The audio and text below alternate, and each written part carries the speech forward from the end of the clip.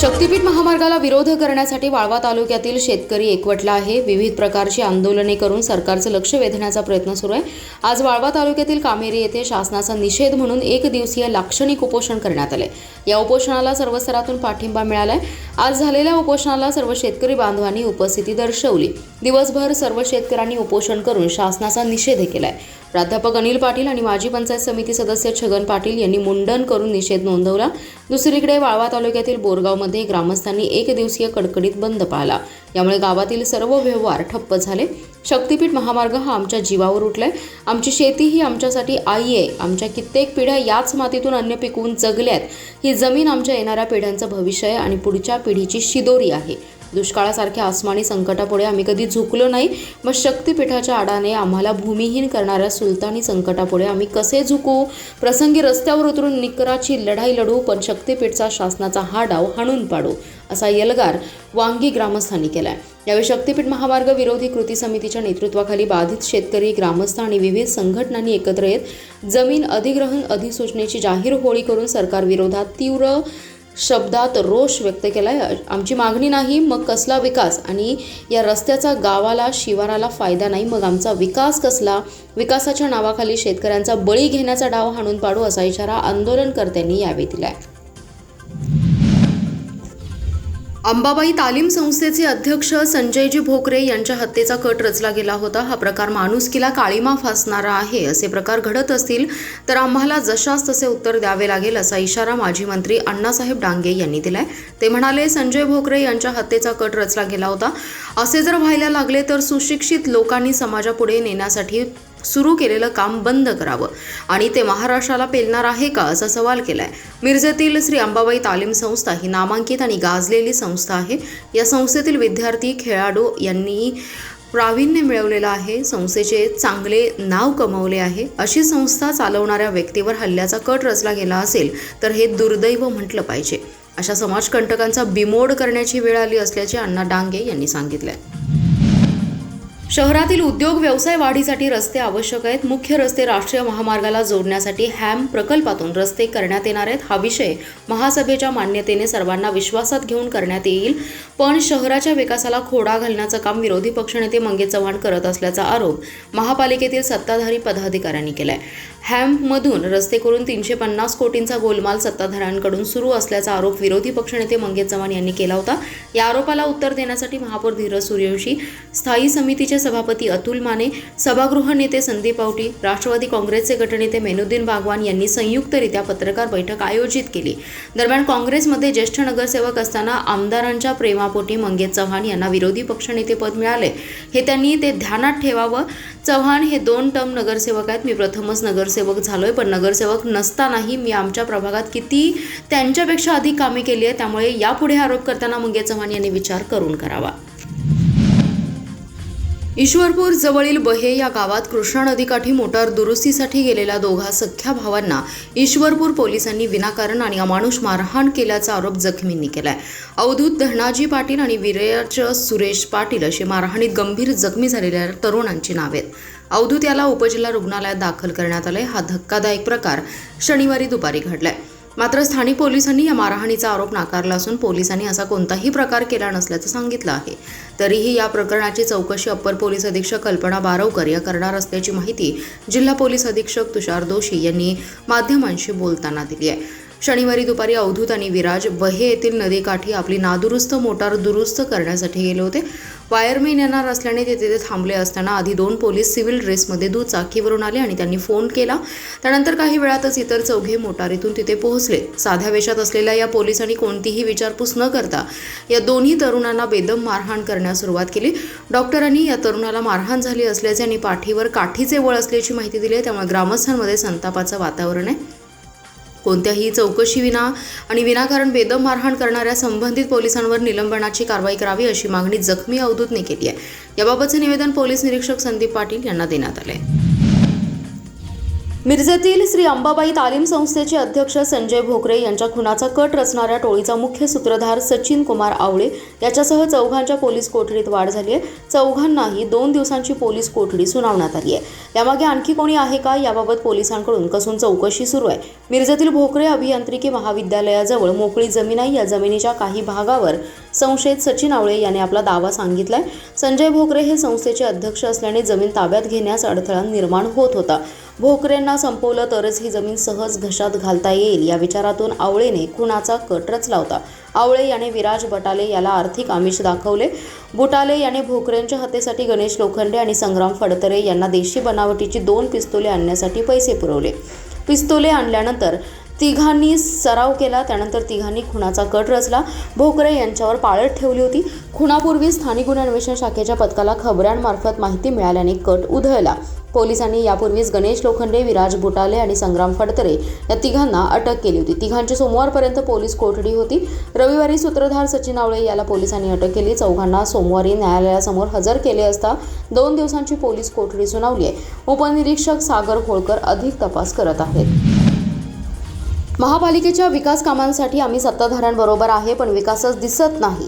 सत्ताधारी मंडळी हुकुमशाही पद्धतीने कर्जाचा बोजा नागरिकांवर टाकून हॅमसारखे प्रकल्प राबवत असतील तर हा विकास नव्हे, हा प्रकल्पच हाणून पाडू असा इशारा विरोधी पक्षनेते मंगेश चव्हाण यांनी दिलाय. सत्ताधाऱ्यांकडे पैसे नसतील तर विरोधी पक्षाचे नगरसेवक भीक मागो आंदोलन करीत आणि जमा झालेली रक्कम हॅमसाठी देऊ, पण कर्जाला विरोध करू असा टोला देखील त्यांनी लगावलाय.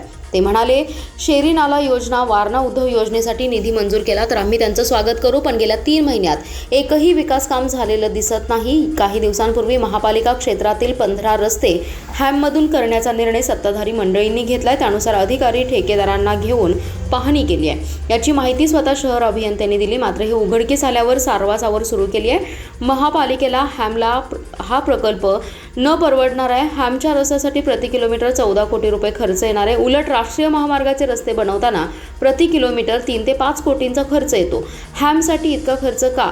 जनतेवर बोजा टाकून ठेकेदारांचे कल्याण यातून केलं जाणार आहे का? महापालिकेची आर्थिक परिस्थिती बिकट आहे. पैसे नसतील तर विरोधी पक्षाचे 21 नगरसेवक सांगलीत भीक मागो आंदोलन करून पैसे जमा करतील आणि हे पैसे हॅम प्रकल्पासाठी वापरावेत म्हणून पालकमंत्री चंद्रकांतदादा पाटील यांना देतील, पण कर्जाला विरोध करतील. तर हॅमच्या प्रस्तावित रस्त्यावरून 2 दिवसात आमचे नगरसेवक वॉक देखील करतील असा इशारा त्यांनी दिलाय. आटपाडी तालुक्यातील देशमुखवाडी परिसरातील मान नदीपात्रात सुरू असलेल्या अवैध वाळू उत्खननाविरोधात महसूल प्रशासनाने धडक कारवाई करत वाळू उत्खननासाठी वापरला जाणारा JCB जप्त केलाय. तहसीलदार शीतल बंडगर यांच्या नेतृत्वाखाली पहाटेच्या सुमारास ही कारवाई करण्यात आली. संबंधित वाहन पुढील कार्यवाहीसाठी आटपाडी पोलीस ठाण्याच्या ताब्यात देण्यात आले. या कारवाई दरम्यान नदीपात्रात अवैध वाळू उत्खननासाठी वापरला जाणारा एक JCB संशयास्पद स्थितीत वाळूसह आढळला. प्रशासनाचे पथक पाहता संबंधित वाहन चालकाने वाहनासह तेथून पळ काढण्याचा प्रयत्न केला. मात्र महसूल विभागाने पोलिसांच्या मदतीने वाहनाचा पाठलाग करून JCB ताब्यात घेतला. त्यानंतर सदर वाहन आटपाडी पोलीस ठाण्यात आणून पोलीस स्टेशनच्या प्रवेशद्वाराजवळ जमा करण्यात आले. नागठाणे फाटा ते वाळवा रस्त्यावर गावठी बनावटीचं पिस्टल घेऊन थांबलेल्या एका सराईत गुन्हेगारास स्थानिक गुन्हे अन्वेषण विभागाच्या पथकाने कारवाई केली आहे. या गुन्हेगाराकडून 60,000चे पिस्टल आणि 500 रुपयांचा जिवंत काडतूस असा मुद्देमाल जप्त केलाय. अनिकेत गुंडा करांडे असं गुन्हेगाराचं नाव आहे. या प्रकरणी भिलवडी पोलीस ठाण्यात गुन्हा नोंद करण्यात आलाय. जिल्ह्यात अवैध देशी बनावटीचं पिस्टल बाळगणाऱ्यांवर कारवाई करण्याचे आदेश पोलीस अधीक्षक तुषार दोशी यांनी दिले. त्यानुसार स्थानिक गुन्हे अन्वेषणचे एक पथक तयार करण्यात आले. स्थानिक गुन्हे अन्वेषण विभागातील पोलीस उपनिरीक्षक कुमार पाटील आणि पोलीस अंमलदार सचिन कनप हे शनिवारी सायंकाळच्या सुमारास भिलवडी परिसरात गस्त घालत होते. यावेळी त्यांना नागठाणे फाटा ते वाळवा रस्त्यावर जाणाऱ्या रस्त्यावरील नागठाणे गावातील 54 रस्ता येथे कमरेला पिस्टल लावून एक युवक थांबलेला असल्याची माहिती मिळाली. त्यानुसार पोलिसांनी घटनास्थळी सापळा लावून युवकाला ताब्यात घेतलं. त्याची झडती घेतली असता त्याच्याकडे एक पिस्टल आणि एक जिवंत काडतूस मिळवून आलं. या संदर्भात त्याच्याकडे चौकशी केली असता आरोपी अनिकेत करांडे यांनी हे पिस्टल स्वसंरक्षणासाठी जत तालुक्यातील डफळापूर येथील अक्षय पाटील याच्याकडून घेतल्याचं सांगितलं. पोलीस चौकशीत त्याच्याकडे पिस्टल बाळगण्याचा परवाना नसल्याचं निष्पन्न झालंय. या प्रकरणी भिलवडी पोलीस ठाण्यात गुन्हा दाखल करण्यात आला आहे. आरोपी अनिकेत करांडे यास न्यायालयात हजर केले असता त्यास 1 दिवसाची पोलीस कोठडी सुनावण्यात आली आहे.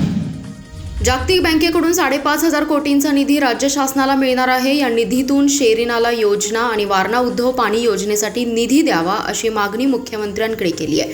लवकरच हा निधी उपलब्ध होईल अशी ग्वाही महापौर धीरज सूर्यवंशी यांनी दिली आहे. ते म्हणाले, शासनाकडून जास्तीत जास्त विकास कामांसाठी निधी मिळवण्याचा प्रयत्न सुरू आहे. याबाबत मुख्यमंत्री देवेंद्र फडणवीस यांच्याशी चर्चा आहे. शेरीनाला एसटीसाठी 93 कोटी आणि वारणा उद्धव पाणी योजनेसाठी 453 कोटींची गरज आहे. या योजनांना शासनाने मंजुरी द्यावी अशी मागणी फडणवीस यांच्याकडे केली आहे. त्यांनी जागतिक बँकेकडून राज्य शासनाला मिळणाऱ्या 5,500 कोटींच्या निधीमध्ये सांगली महापालिकेच्या या 2 योजनांचा समावेश करण्याचं आश्वासन दिले. या योजनांमुळे शहराच्या सांडणं पाण्याचा तसेच पिण्याच्या पाण्याचा प्रश्न मार्गी लागेल. पालकमंत्री चंद्रकांत पाटील यांच्या माध्यमातून महापालिकेचे इतर प्रश्न आणि नवीन योजनांबाबत मुख्यमंत्री देवेंद्र फडणवीस यांच्याबरोबर पदाधिकाऱ्यांची बैठक होणार आहे. या बैठकीत पालिकेच्या अन्य काही योजनांसाठी निधीची मागणी करण्यात येणार आहे. महापालिकेची नवीन प्रशासकीय इमारत बांधण्यासाठी राज्य शासनाने नगरोत्थान योजनेमधून निधी द्यावा. विस्तारित भागातील ड्रेनेज आणि पाणी पुरवठ्याच्या नवीन योजनांना अमृत योजनेतून निधी द्यावा अशी मागणी मुख्यमंत्र्यांकडे करण्यात येणार असल्याचे महापौर धीरज सूर्यवंशी यांनी सांगितले. राष्ट्रीय विधी सेवा प्राधिकरण व महाराष्ट्र राज्य विधी सेवा प्राधिकरण मुंबई यांच्या निर्देशानुसार सांगली जिल्ह्यामध्ये घेण्यात आलेल्या लोक अदालतीत सांगली जिल्ह्यातील दावापूर्व 3,173 प्रकरणे तडजोडीने तसेच सर्व न्यायालयातील मिळून 439 प्रकरणे अशी एकूण 3,612 प्रकरणे निकाली करण्यात आली आहेत. या लोक अदालतीमध्ये 13,55,59,762 रुपये रकमेची वसुली करण्यात आल्याची माहिती जिल्हा विधी सेवा प्राधिकरणाचे सचिव ग कांबळे यांनी दिली आहे. प्रमुख जिल्हा व सत्र न्यायाधीश तथा जिल्हा विधी सेवा प्राधिकरणाच्या अध्यक्ष आदिती उदय कदम यांच्या मार्गदर्शनाखाली जिल्ह्यातील सर्व तालुक्यांमध्ये 9 मे रोजी महालोक अदालत घेण्यात आली. या लोक अदालतीमध्ये प्रमुख जिल्हा व सत्र न्यायाधीश तथा जिल्हा विधी सेवा प्राधिकरणाच्या अध्यक्ष आदिती उदय कदम यांनी उपस्थित पक्षकारांना जास्तीत जास्त प्रकरणे तडजोडीने मिटवून घेऊन आपला मोलाचा वेळ आणि पैसा वाचवण्याचं आवाहन केलं.